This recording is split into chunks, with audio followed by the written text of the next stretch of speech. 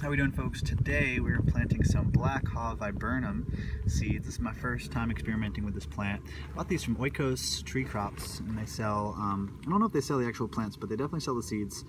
And these require stratification, and it's pretty difficult apparently because, or maybe not difficult, just time consuming, because they take not just one cycle of cold stratification. They actually require both a warm period stratification. Sorry for the wind. So hold it down here, maybe it will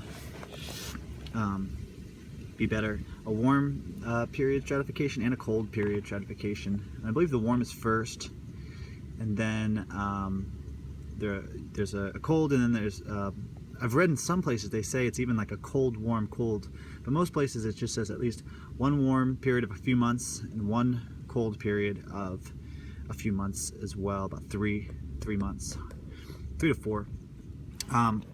But I don't know how long these seeds. It says packed for 2018, so that's probably this year's seeds. Is 2017 now. It's probably this year's seeds, and maybe I'm hoping it's already been 3 to 4 months since these seeds were collected, since we're already in November now, and then that when I plant them now in the fall, the winter time will act as that second stratification period, and they'll germinate. And apparently the first year you just get kind of the roots and very little bit of top growth, and then they start to proliferate a lot more the second year. So I've got my potting mix that I made up of just some coconut coir, vermiculite, a little bit of sand, perlite. I think that's about it. It's in there. Maybe some peat moss from our earlier mix. I'm just going to put the seeds right in here, just kind of in a circle, and I'm going to keep this outside. I mean, I thought about doing these in the refrigerator, but just the fact that they have to be outside so long, I figure might as well just let nature do its thing with these seeds, as opposed to trying to like engineer it inside with a refrigerator.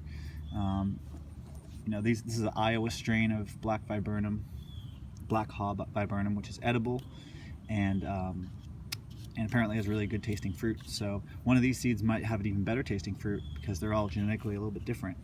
So in a couple years I might be able to taste these. So long-term planning.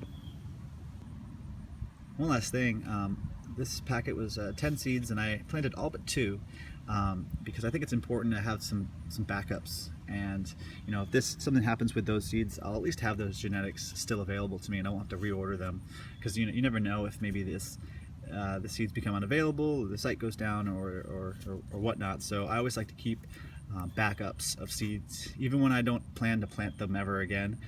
I always leave 1 or 2, or sometimes more, depending on the type, so that there's redundancies. It's really important.